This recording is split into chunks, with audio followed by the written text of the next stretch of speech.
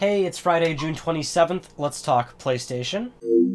Kind of a slow news week, but we still got things to talk about, like Infamous First Light. PlayStation Europe's Twitter account confirmed that the release date for the game is August 27th, and it is still listed for $15, euros, pound, whatever you're going to be spending. And much like Infamous Festival of Blood, it is a standalone DLC, so you do not need Infamous Second Son to play it.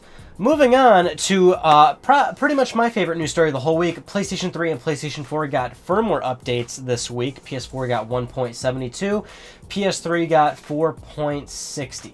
The PS3 update had some small changes to settings, DVD settings, or Blu-ray settings, or something along those lines that I honestly don't care about, and you probably don't either. Sorry for the one guy that cares about that detail. And the PS4 got software stability. Been waiting for that. Okay, moving on to something that's maybe a bit more important than that, which is the DualShock 4. The Wave Blue color is finally coming to North America this fall. Now, the Wave Blue and Magma Red are already available in Europe and Japan, but America will be getting just the Wave Blue, not the Magma Red, this fall. So that's kind of odd. And also, we're still getting the camouflage controller very, very soon. So now that we've talked about stability firmware and controllers, let's talk about a PlayStation 3 exclusive. That's right, everybody. Namco Bandai has announced Godzilla is coming to PlayStation 3. Only for Japan. They did not announce anything outside of it, but Godzilla for PS3. I feel like PlayStation 3, and we've had an LTPS about this a long time ago, is going to be the one platform out of the last generation that has the most longevity to it, because you often see just oddball titles like this get announced for the system, and even if it doesn't come stateside, it just consistently gets a lot of exclusive games that it seems like developers wouldn't even bother making for 360 or obviously Wii. So yeah, I feel like PS3 is going to be seeing a lot of random exclusives like this. Okay, maybe this will be a little bit more interesting. Two developers from Team ICO that have left the studio, I think they left a while ago, have formed a new studio, and they are making a new game. So the new independent studio is called Friend and Foe, and there's also a bunch of people from the industry joining this team, people from like the Battlefield development team and the Killzone team, and they're developing what looks like a very, very, very cool game. You know, I at least find this very interesting because you've got two minds from that team that haven't put out a game in how long, so now that they've finally got their own startup, we can maybe see something out of, and granted it's only two people, but, you know, something that, you know, let their creative juices flow, because clearly it looks like a game that kind of looks like it's inspired from Journey. But, you know, just, again, something like one of those, you know, really artistically approached games that I'm all about, and many people that enjoy Journey are also all about. Okay, The Last of Us Remastered. Let's talk about that. So this past week, The Last of Us Remastered got price dropped. So, you know, Amazon and PlayStation Store and all that, it was listed as $60. It has dropped down to $50. That's, you know, nice. I'm cool with that. I'm sure many people are. But the interesting thing is that if you pre-order the game on PlayStation Network, you don't actually, you know, give them credit card info, and they don't charge it like Amazon does until the game comes out. They charge it immediately. So many people are, you know, upset when they paid $60 for it on PSN, and then the game got a $10 price cut. So people complained, and then Sony actually issued refunds. So if you did buy the game on PSN at $60, you should be getting $10 back. But little key tip here, little pro tip: don't ever pre-order games on PSN that far ahead of time, unless it's a few days before. Why give them your money that far ahead of time? Speaking of The Last of Us, Amazon France has leaked, or, you know, kind of made a listing for The Last of Us Remastered, a PS4 bundle. Clearly, Sony loves doing PlayStation bundles. They did a crap load with PS3, PSP, PS Vita, and, you know, same thing's going to be happening with PS4. We've got the Destiny bundle, so this is a no-brainer. And clearly, a lot of people are 360 converts, so this will maybe be another big reason for people to buy PS4. As far as I know, Sony themselves has not confirmed the bundle, but, you know, if Amazon posted it, and they get a picture and everything, it's clearly true. The bundle's listed to come out July 30th, so one day right after the actual remaster comes out. So I think one interesting thing to talk about is Sony has made it extremely easy for more ports to come to the PlayStation Vita.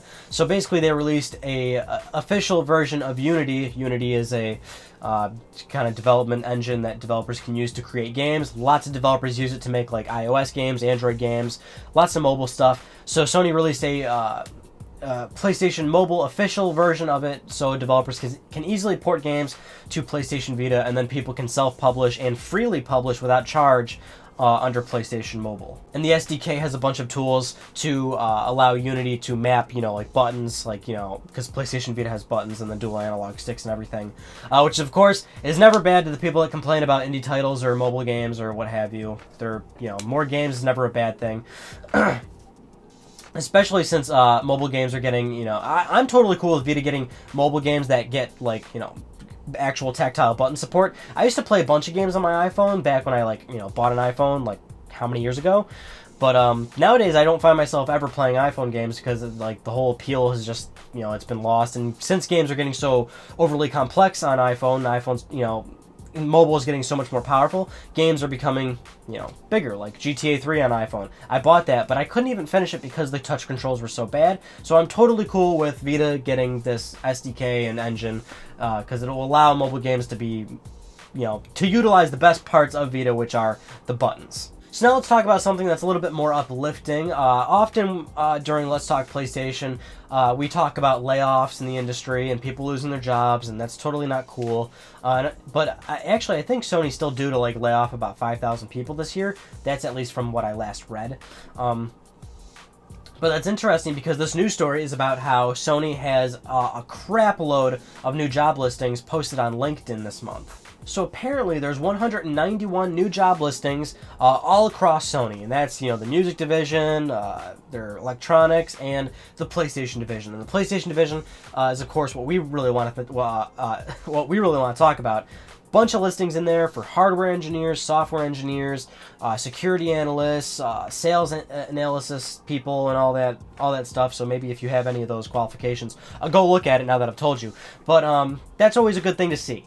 But I think they still have to lay off a bunch of people, but I don't know. This kind of conflicts with it. I don't know. I don't run a business, so I don't know how that's all going down. Get rid of the people you don't need, bring in people you do need. But that kind of it kind of lets you in on to what Sony is working on. Clearly, the PlayStation division is turning profit, or at least it's certainly due to turn up a bunch of profit now that PS4 is doing extremely well.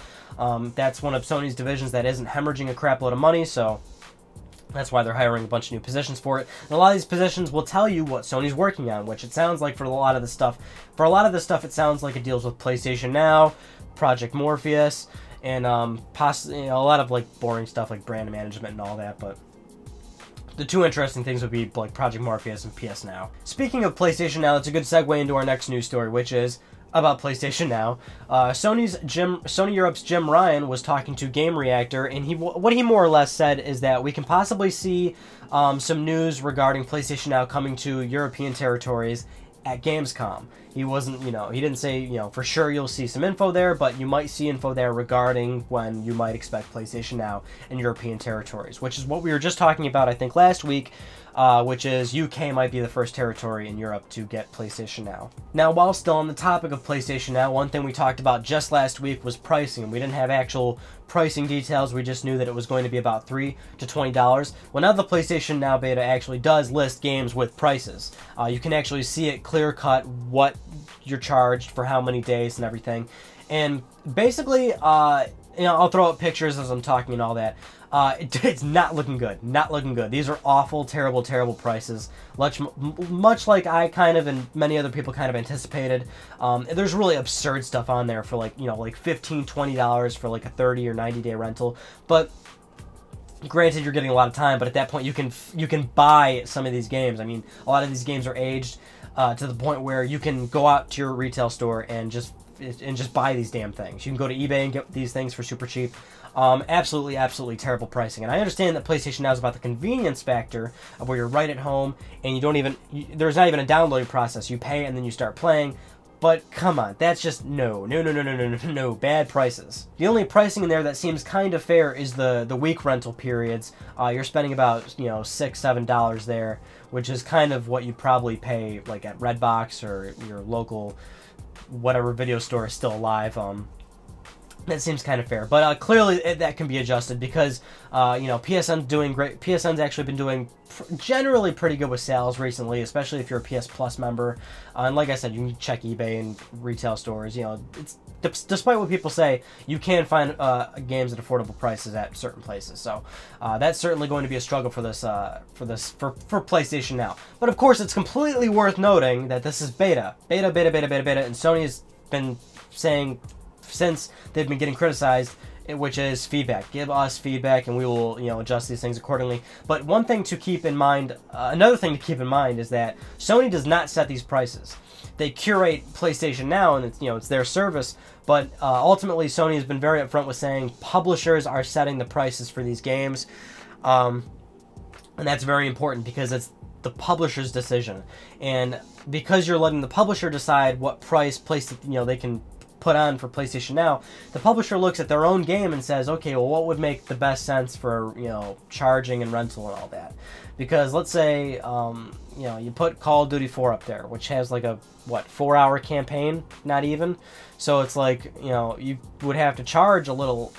In their eyes, they would say, okay, well, let's charge more because people are going to finish our campaign pretty quickly. So they can't really make it.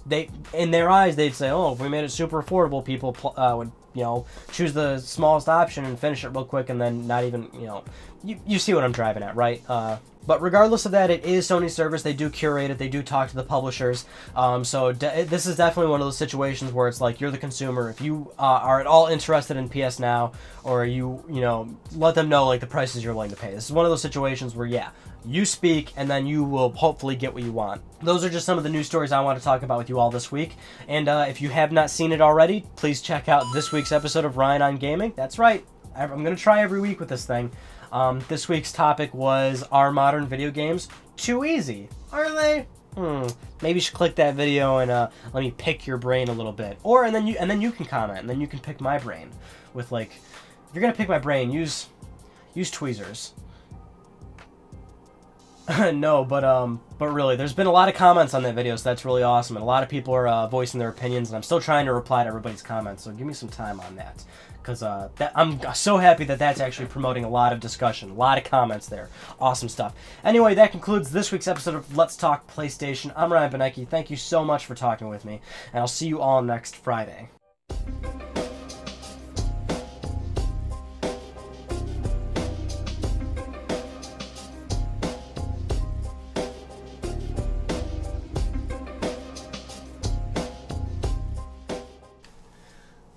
See that? 80% trophies. Final Fantasy X-2. I'm almost done. Almost got the platinum.